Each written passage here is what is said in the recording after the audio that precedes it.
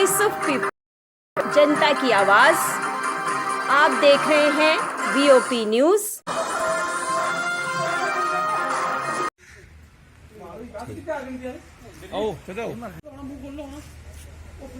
कोई गल नहीं, रहने दो।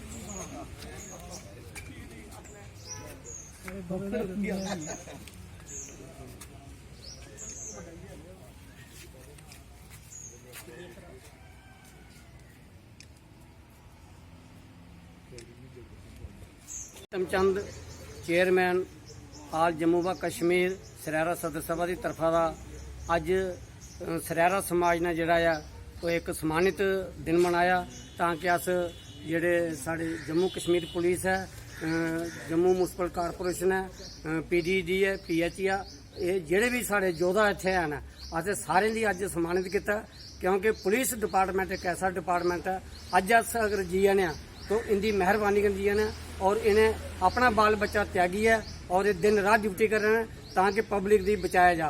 और मेरा मैसेज है पूरी भारत के जिन्हें भी साढ़े बहुजन समाज के लोग ने, मैं सारे की अपील करना, हर साथी की अपील करना कि अपनी अपनी फैमिली की बचाइए रखो और जो सोशल डिस्टेंस है इसी बरकरार रखो ताकि अस महामारी को बच सकते। Thank you.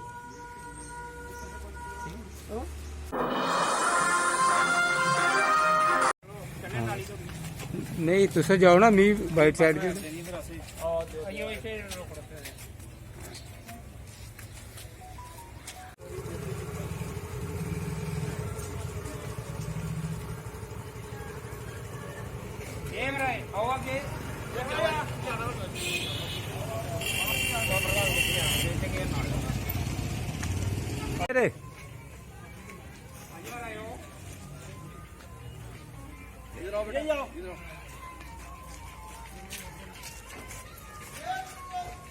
देखो बाहर लेके गए ना बगैर इसके नहीं निकले, ठीक है, बगैर इसके नहीं निकले।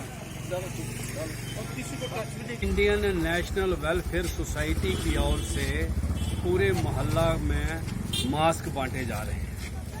All India confederation of SC/ST OBC organisation ने इनके साथ मिलके ये प्रयास किया है और ये मास्क जो है बांटने का कार्यक्रम यहाँ शुरू किया है। यहाँ गवर्नमेंट नहीं पहुँच सकती, वहाँ पर हम कोशिश कर रहे हैं।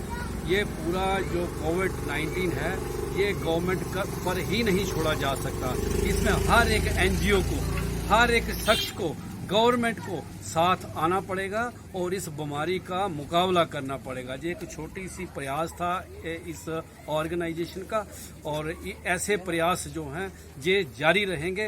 जितने भी NGOs हैं हम उनसे निवेदन करते हैं सब लोग बढ़ चढ़कर जो इस कोविड-19 को ख़त्म करने में हिस्सेदारी दे सकते हैं उन्हें आगे बढ़कर आना चाहिए। मैं Karamchand president Indian national people welfare society की तरफ से जब से ये लॉकडाउन हुआ था तब से हमारी टीम इसी सिलसिले में जुड़ी हुई है कि लोगों के घरों में जाकर हम सैनिटाइजर वगैरह करते हैं और लोगों को राशन प्रोवाइड घरों में देते हैं। और मैं सबसे यही अपील करता हूँ कि लॉकडाउन का पालन करें और इसको भगाएं।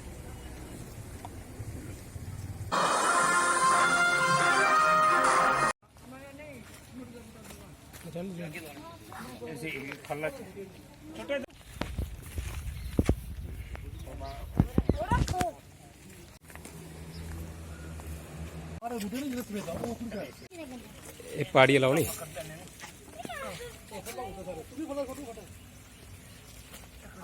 जी, बेहियो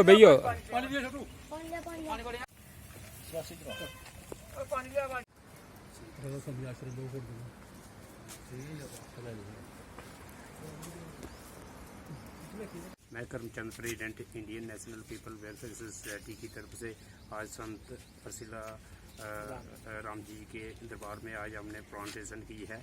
मैं सभी नागरिकों से अपील करता हूं कि अपनी लाइफ में एक पेड़ जरूर लगाएं। जय हिंद, जय भारत।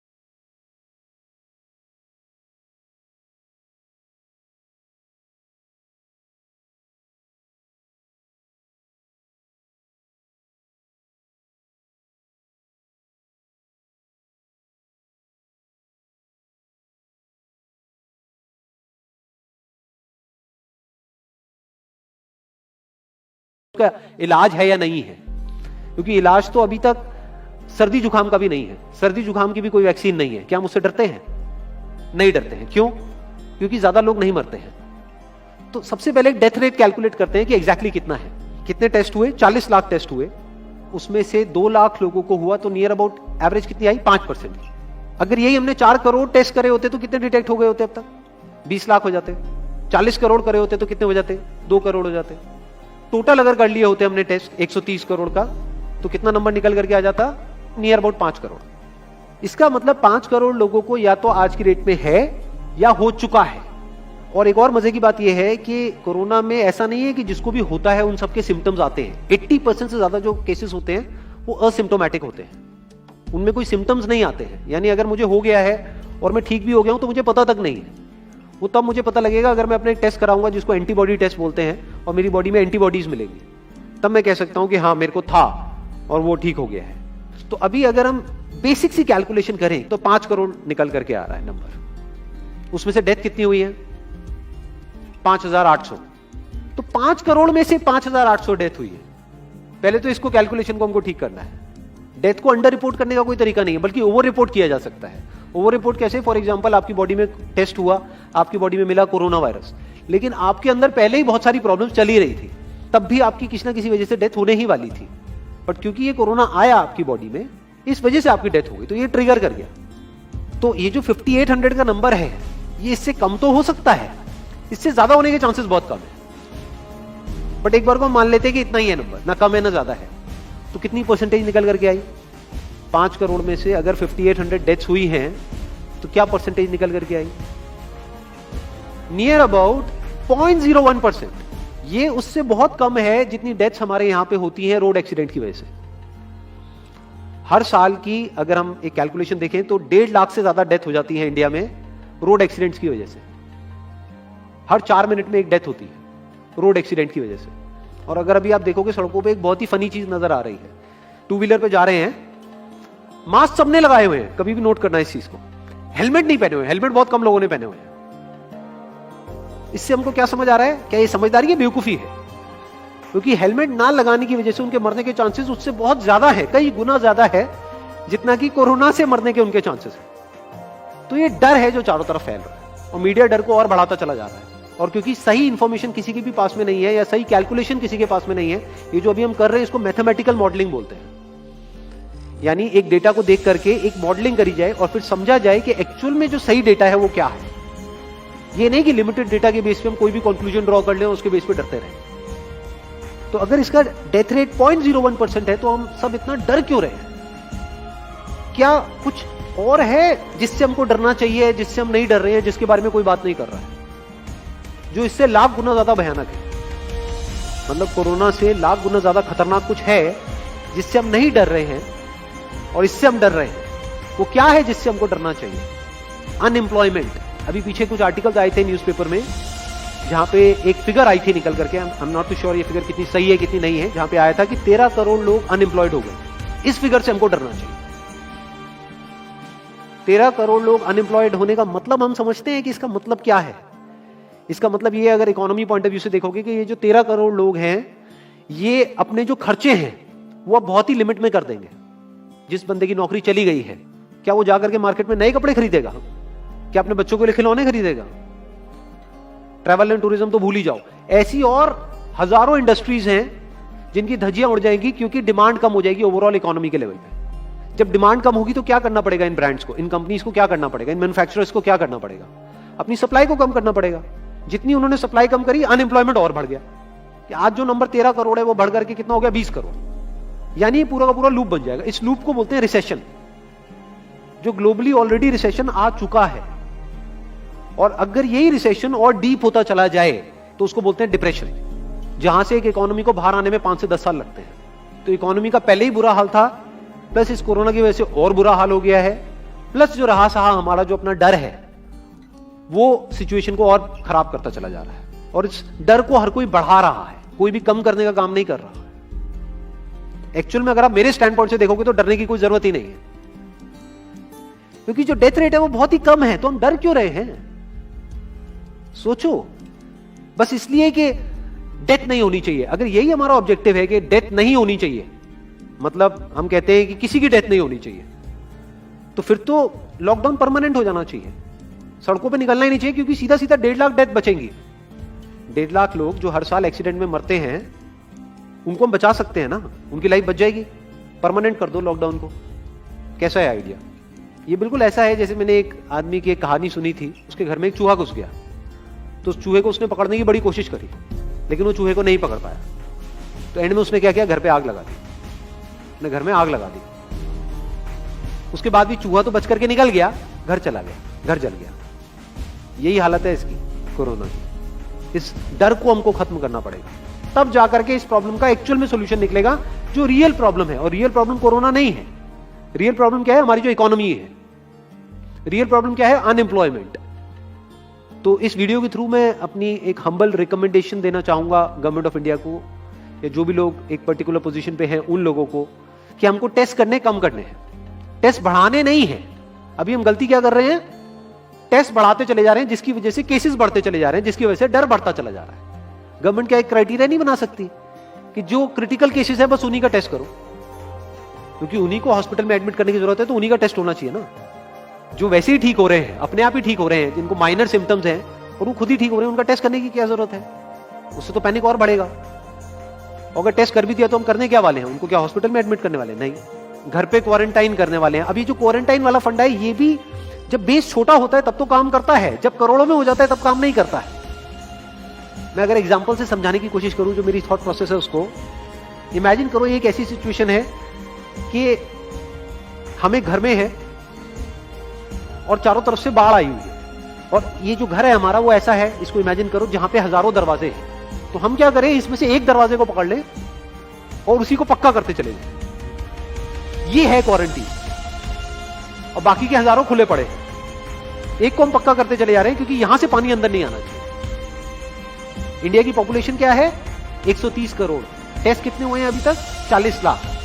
दिल्ली के कितने हो रहे हैं? 1 लाख। महीने के कितने हुए? 30 लाख। साल के कितने हुए? 3 करोड़ 60 लाख। तो यानी कि अगर हमको सबका टेस्ट करना है तो कितने साल लगेंगे? 36 साल। तो जब हमको दिख रहा है साफ साफ कि हम सबका टेस्ट कर ही नहीं सकते, तो हम टेस्ट क्यों बढ़ाते चले जा रहे हैं?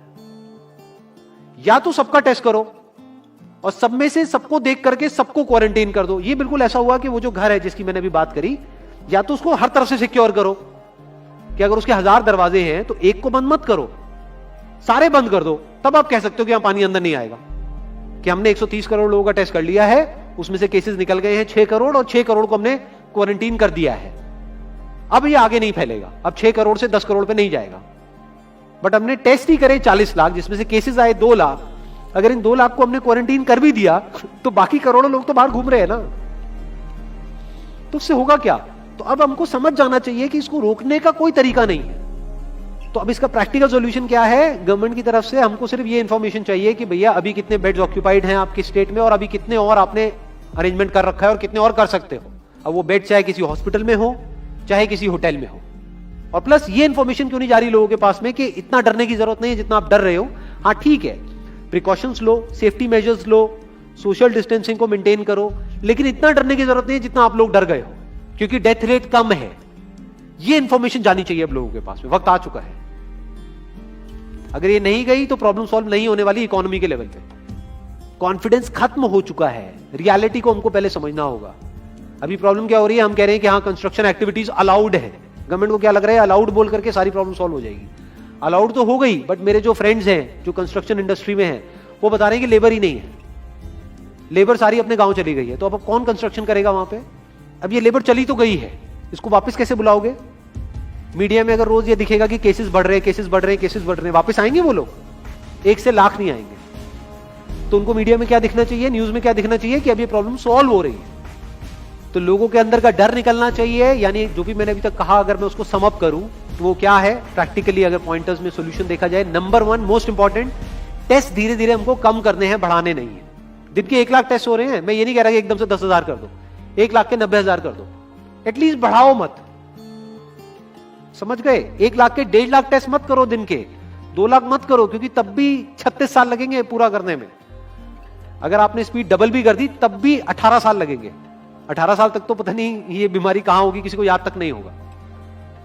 तो करना क्या है गवर्नमेंट को, अगर थोड़ा सा सेंसिबली चले कि टेस्ट को धीरे धीरे कम करते चले जाओ, यानी 1 लाख से 90,000 कर दो, फिर कुछ दिन बाद 80,000 कर दो, फिर 70,000 कर दो। इसकी वजह से क्या होगा, मीडिया में केसेस कम होते हुए दिखेंगे, अखबारों में केसेस कम होते हुए दिखेंगे, हर जगह पे जहां पे अभी आ रहा है कि अभी तक की सबसे बड़ी फिगर, आज तक के सबसे ज्यादा केसेस, वो सब धीरे धीरे कम हो जाएंगे। कम मीडिया में पैनिक फैलेगा, कम पैनिक फैलेगा लोगों में, धीरे धीरे लोग बाहर निकलना शुरू होंगे, जो अभी नीड ऑफ द आवर है।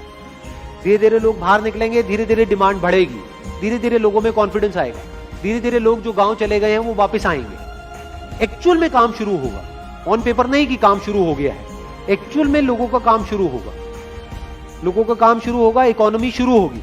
बिल्कुल ऐसा है जैसे 2 महीने के लिए आप किसी गाड़ी को बंद करके कहीं पे रख दोगे रात में, तो क्या होगा, बैटरी डाउन हो जाएगी, उसको क्या करना पड़ेगा, उसको धक्का मारना पड़ेगा। तो अभी उस धक्के की जरूरत है, जंप स्टार्ट की जरूरत है। अब जो टाइम है वो डरने का नहीं है, इस डर को खत्म करने का है, क्योंकि कोरोना ने जितने लोगों को नहीं मारा, ये डर मारने वाला है असली। तो अब इस डर को खत्म करने का टाइम आ गया। अब हम सबको मिलकर के दिमाग ये लगाना है, ये नहीं कि डर को कैसे बढ़ाएं, बल्कि दिमाग ये लगाना है कि डर को कैसे कम करें या खत्म करें, और लोगों के कॉन्फिडेंस को कैसे वापस से लेकर के आए।